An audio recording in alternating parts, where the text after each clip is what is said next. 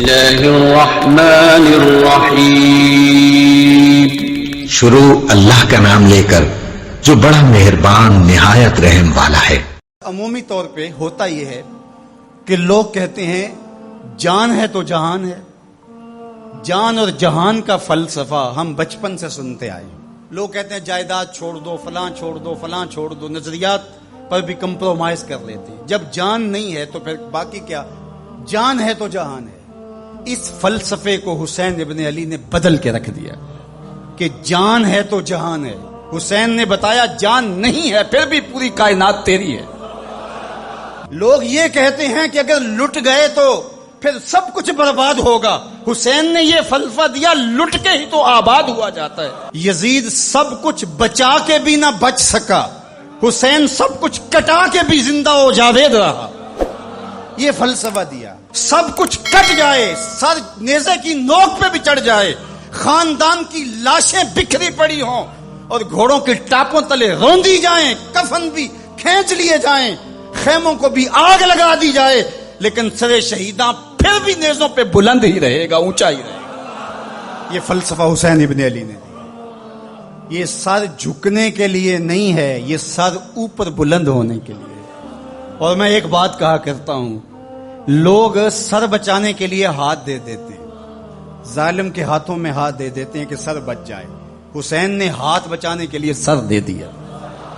ہم نے بچپن سے لے کر کے لڑکپن تک اور لڑکپن سے لے کر آج تک حضرت نبی رحمت صلی اللہ علیہ وآلہ وسلم کا یہ فرمان سنا ہے، من رآ منکم منکرا فلیغیرہ بیدہ فإن لم یستطع فبلسانہ فإن لم یستطع فبقلبہ وذالک اضعف الایمان او کما قال النبی صلی اللہ علیہ وسلم. تم میں سے اگر کوئی برائی کو دیکھے تو وہ ہاتھ سے روکے، ہاتھ سے نہیں روک سکتا تو زبان سے روکے، اور زبان سے بھی نہیں روک سکتا تو کم از کم دل سے برا جانے. اور یہ سب سے کمزور ترین ایمان کا مرتبہ تھا.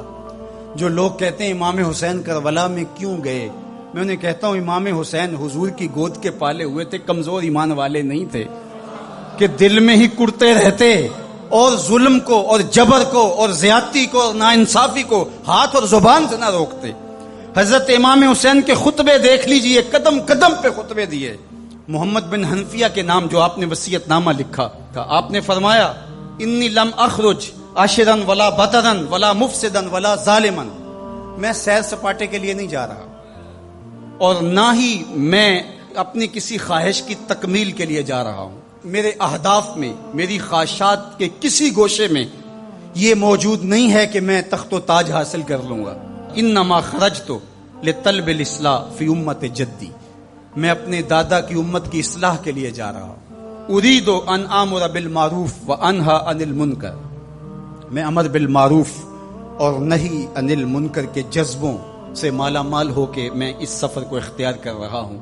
جب شریعت کا مذاق اڑایا جا رہا ہے، شریعت کی شکل بدلی جا رہی ہے، خلافت کا رشتہ قرآن سے ٹوٹ گیا ہے اور ایک نئی صورت دین کو دی جا رہی ہے، اور جو اس سانچے میں ڈھل کے دین نکلے گا وہ محمد عربی کا دین نہیں ہوگا جو طائف کے بازاروں سے لے کے مکے کی گلیوں تک، احد سے لے کر غزوہ حنین تک حضور نے خود اور اپنے اصحاب کو تکلیف میں ڈال کے جو دین دیا، جو امت تشکیل دی.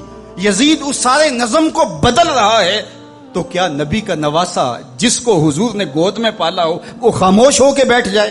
کہا حسین ایسا نہیں ہونے دے گا، اور اس کی جو بھی قیمت ادا کرنا پڑی حسین وہ قیمت ادا کرے گا. اور پھر اس کی قیمت چھوٹی نہیں تھی جو ادا کرنا پڑی.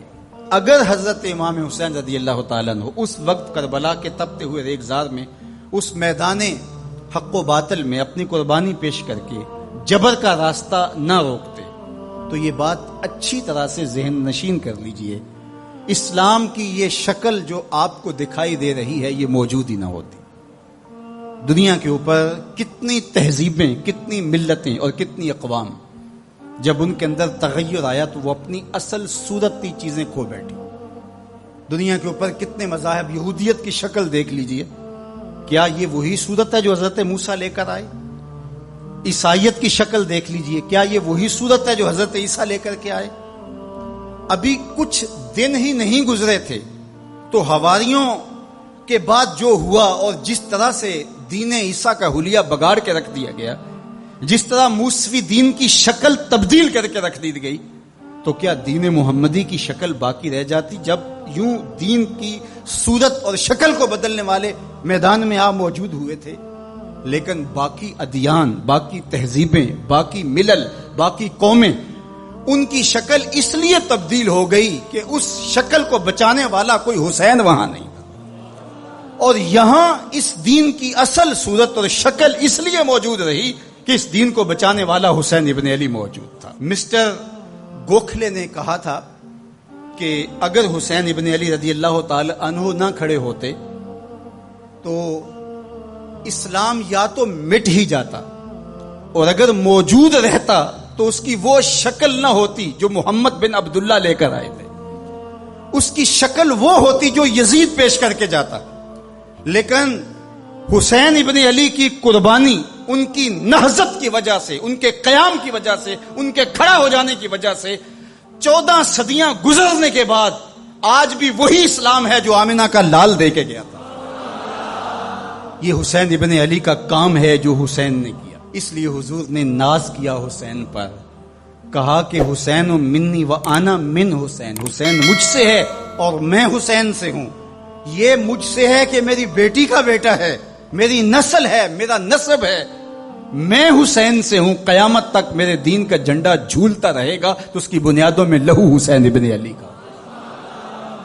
حضرت امام حسین رضی اللہ تعالی عنہ نے ایک بات کہی تھی، جب بیعت کا آپ سے مطالبہ کیا گیا تو آپ نے یہ نہیں کہا کہ میں یزید کی بیعت نہیں کرتا، بلکہ آپ کا جملہ تاریخ ساز ہے، بڑے لوگوں کا کلام بھی بڑا ہوتا ہے اور حکمت کے نور سے بھرا ہوا ہوتا ہے، قیامت تک ایک نسب العین دینا تھا۔ یہ نہیں کہا کہ حسین ابن علی یزید کی بیعت نہیں کرے گا، بلکہ کہا مثلی لا یبایع مثلہ، میرے جیسا اس جیسے کی بیعت کیسے کر سکتا ہے؟